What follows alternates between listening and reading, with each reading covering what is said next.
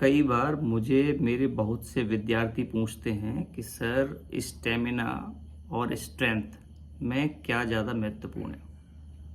Actually ये दोनों exercise के कंपोनेंट हैं। कोई भी एक्सरसाइज जो अच्छी एक्सरसाइज तभी मानी जाती है जब उसमें 4 कंपोनेंट हों, यानी स्ट्रेंथ या आप स्ट्रेंथ डेवलप कर सके, स्टेमिना आपका स्टेमिना डेवलप कर सके, स्ट्रेचेबिलिटी आपकी बॉडी में फ्लेक्सिबिलिटी या स्ट्रेचेबिलिटी लाए, और फोर्थ कंपोनेंट है बैलेंस, यानी जितना आपका फॉर एग्जांपल बाइसेप्स स्ट्रांग है तो साथ साथ ट्राइसेप्स भी स्ट्रांग होना चाहिए, अपोजिट मसल स्ट्रांग होना चाहिए।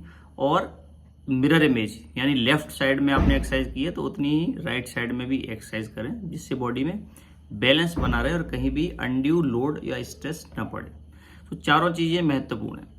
लेकिन स्पेसिफिकली लोग मुझसे पूछते हैं कि सर आप ये बताओ स्टेमिना और स्ट्रेंथ में क्या ज़्यादा महत्वपूर्ण है। इसका रीज़न है कि जब आप जिम एक्सरसाइज करते हैं, रेजिस्टेंस एक्सरसाइज करते हैं, तो आपका स्ट्रेंथ ज़्यादा बढ़ता है। और जब आप कार्डियो एक्सरसाइज करते हैं, लाइक रनिंग कर रहे हैं, साइकिलिंग कर रहे हैं, स्विमिंग कर रहे हैं, तो स्टेमिना बढ़ता है। स्ट्रेंथ भी बढ़ता है डेफिनेटली, बट स्टेमिना ज़्यादा बढ़ता है।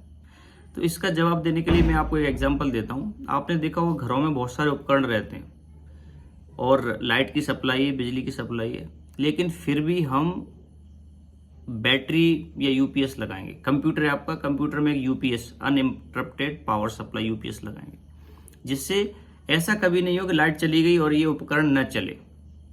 सिमिलरली आप और भी चीज़ों में यूपीएस लगाते हैं या एक बैटरी बैकअप रखते हैं। Battery is not very very powerful, but एक सस्टेनेबिलिटी आपको प्रोवाइड करती है कि इतनी एनर्जी तो आपको मिलेगी ही।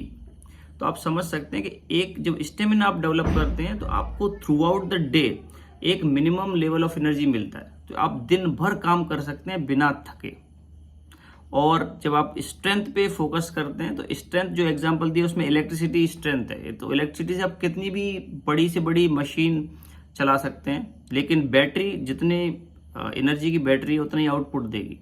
तो आप सोच सकते हैं कि बैटरी की रिक्वायरमेंट हमेशा रहती है। जितने भी अच्छे उपकरण हैं, बड़े उपकरण हैं, आप देखो मोबाइल फोन को हम चार्ज करते हैं, जिस पावर से चार्ज करते हैं उसमें बहुत पावर है, बट ये बैटरी आपको चाहिए sustainability.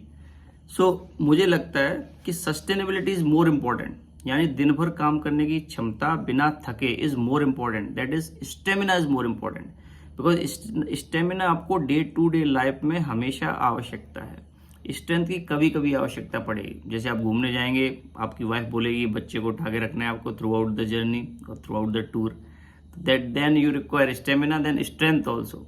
But to my mind, stamina is more important than strength. Although everything is important, that is stamina, strength, flexibility and balance. Namaskar.